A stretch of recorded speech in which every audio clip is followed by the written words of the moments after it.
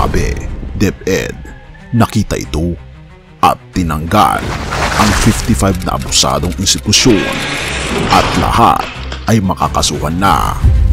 Pangulong Bongbong Marcos, mainit ang mata.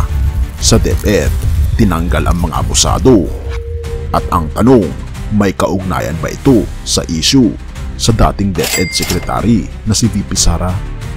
Halika, atin itong pag-usapan.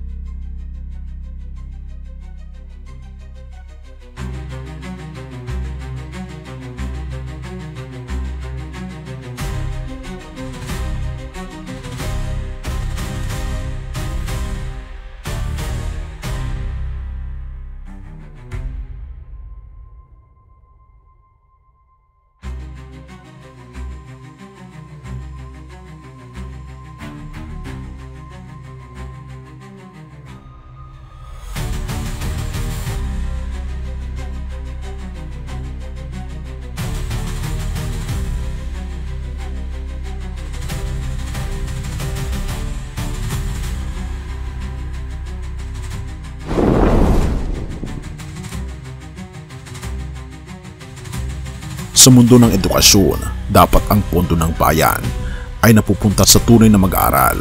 Pero, paano kung ang perang ito ay napupunta sa mga estudyanteng hindi naman pala totoo? 55 na eskwelahan tinanggal ng DepEd mula sa senior high school voucher program. Ang dahilan, ghost students. Pero teka, paano nangyari ito?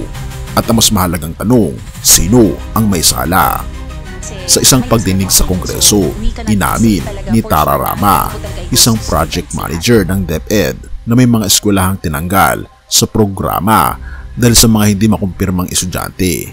Pero ito ang nakakagulat, hindi lang isa, hindi lang 10, kundi 55 na eskwelahan ang posibleng nasangkot sa anomalya. Dito pumasok ang mainit na tanong, ilang voucher nga ba ang nailabas para sa mga pekeng estudyanteng ito? Dapat ay malinaw ang sagot, pero hindi ito diretsahang nasagot ni Rama. Ang tiyak lang niya, mahigit 200 milyong piso na halaga ng vouchers ang hindi na ipamahagi matapos matuklasan ang mga hindi mapaliwanag na discrepancies. Pero may mas malalim pa bang ugat ang problemang ito? Dahil kung titingnan, nagsimula ito noong 2021. Unang 22 na eskwelahan ang tinanggal, sinundan ng 32 pa, at ngayong 2024, may isa na namang natanggal habang 12 pa ang iniimbestigahan. Ilan kaya ang talagang kumita mula rito? At kanino napunta ang pera ng taong bayan? Binalikan ng ilan ang nakaraang pamumunuan ng DepEd. May mga nagtatanong, may kinalaman ba ito kay dating DepEd Secretary VP Sara Duterte? Bago niya iniwan ang ahensya, ilang beses nang naungkat ang usapin ng anomalya sa pondo ng edukasyon. Pero ngayon, sa ilalim ng bagong pamunuan, mas lumilinaw ang mga irregularidad. Bago natin ipagpatuloy kaibigan, siya nga pala ang Great Controversy na isa sa mga pinaka-kontrobersyal na libro dahil tumutukoy ito sa mga propesiya sa libro ng Daniel at Revelation na nagaganap na sa panahon natin ngayon bago ang pagdating ng ating Panginoong Diyos ay pinamimigay na namin ng libre sa pamamagitan ng PDF. At ito ay nasa limited lamang na panahon, kaya i-click mo sa description sa baba upang ma-avail mo kaibigan ang napaka-importanteng libro ito na magbubukas sa iyo sa mas maliwanag mong hinaharap. Purihin ang ating Panginoong Diyos at tayo magpatuloy. Ayon kay DepEd Chief Sonny Angara, Aabot sa 52 milyong piso ang potensyal na defraud mula sa kaban ng bayan ngayong school year 2023 to 2024 pa lang. Isipin mo yan, milyong-milyong piso mula sa perang dapat ay pantustos sa edukasyon ng tunay na nangangailangan, pero nauwi lang sa wala. Ang mas nakakabahala, hindi lang ito isang regional issue, apektado ang Metro Manila, Davao, Ilocos, Central Luzon, Calabarzon, Eastern Visayas at Bangsamoro, halos buong bansa. Pero may mas malalim pa kayang dahilan kung bakit nangyari ito. Ang SHS Voucher Program ay sinimulan noong 2015 para matulungan ang mga estudyanteng walang kakayahang mag-aral sa pribadong paaralan. Ang halaga ng bawat voucher, 14,000 hanggang 22,500 kada mag-aaral. Napakalaking pondo, pero kung may ghost students, saan napunta ang perang ito? Dahil dito, marami ang nagtataka. May mas mataas bang opisyal na nasa likod nito o baka naman simpleng kapabayaan lang ng paaralan ito? Ang sigurado lang, hindi ito maliit na usapin. Pero ito ang tanong na dapat nating pag-isipan. Ano ang magiging hakbang ng gobyerno laban sa mga pasimuno nito? Ang pangakong bagong Pilipinas ay nangangahulugan ng mas maigpit na pananagutan.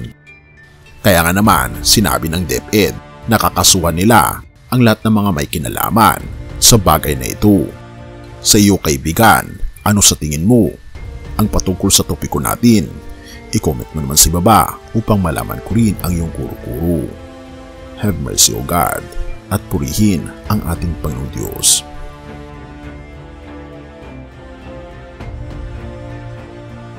Roma 2 verse 6. Huwag kayong padaya sa anumang paraan, sapagkat darating ang araw ng paghuhukom at bawat isa ay tatanggap ayon sa kanyang ginawa. Sa harap ng mga katiwalian, panilinlang at mga iskandalong lumalabas sa ating lipunan, madalas tayong magtanong, nasaan ang hustisya? Kailan ito darating? Ngunit ipinapaalala sa atin ng salita ng ating Panginoong Diyos na walang kasalanang makakaligtas sa mata ng Panginoon. Ang tao ay maaring gumawa ng pandaraya, maaring gamitin ang kapangyarihan upang takpan ang katotohanan, ngunit ang ating Panginoong Diyos ang tunay na hukom na magbibigay ng hustisya sa bawat isa. Ano ang ating gagawin bilang mga tagasunod ni Kristo? Una, manalangin para sa tunay na pagbabago. Hindi natin kayang labanan ang katiwalian sa ating sariling lakas, ngunit sa pamamagitan ng panalangin, gumagawa ang ating Panginoong Diyos sa puso ng tao. Pangalawa, manindigan para sa katotohanan. Ang isang tunay na Kristiyano ay hindi tahimik sa harap ng kasamaan. Maging ilaw tayo kaibigan sa mundong puno ng dilim. At pangatlo, magtiwala tayo sa plano ng ating Panginoong Diyos. Maaaring hindi agad natin makita ang katarungan, pero sa tamang panahon, ang ating Panginoong Diyos mismo ang maghahayag ng katotohanan at magpapakita ng kanyang hustisya. Paalala kaibigan, ang kasalanan ng tao ay maaaring maitago pansamantala, pero sa harap ng ating Panginoong Diyos, walang lihim na hindi mahayag. Magpatuloy tayo sa paggawa ng tama, sapagkat ang ating Panginoong Kristo mismo ang ating tunay na hustisya. Purihin ang ating Panginoong Diyos at tayo manalangin. Manaming Diyos na makapangyarihan sa lahat, kami po'y lubos na nagpapasalamat Panginoong Diyos, dahil kayo po ang gumagawa sa aming mundo. Alam po ninyo Panginoon kung ano po ang nararapat para sa amin. Tulungan niyo po kami Panginoon na malinis ang mga ahensya ng gobyerno at na po'y may tama ang mga pagkakamali. At tulungan niyo po Panginoon ang mga nagkamali na magbago at talikuran ang kanilang mga kasalanan at naway makilala rin po nila kayo. Tulungan niyo kami Panginoong Diyos na harapin ang lahat ng hamon ng aming buhay. Gabayan niyo po kami at patnubayan sa lahat ng aming mga ginagawa. Salamat po Panginoong Diyos sa pangako ng buhay na may pag-asa, buhay na walang hanggan, at buhay na puno-puno ng kaligayahan kasama po ng aming Panginoong Kristo mula ngayon at magpakailanman. Salamat po Panginoong Diyos sa inyo pong pagdinig ng aming mga panalangin at patnubayan po kami at patawarin po kami sa lahat ng aming pagkukulang at pagkakasala sapagkat ang isamot hiling sa matamis na pangalan ng aming Panginoong Jesus. Amen.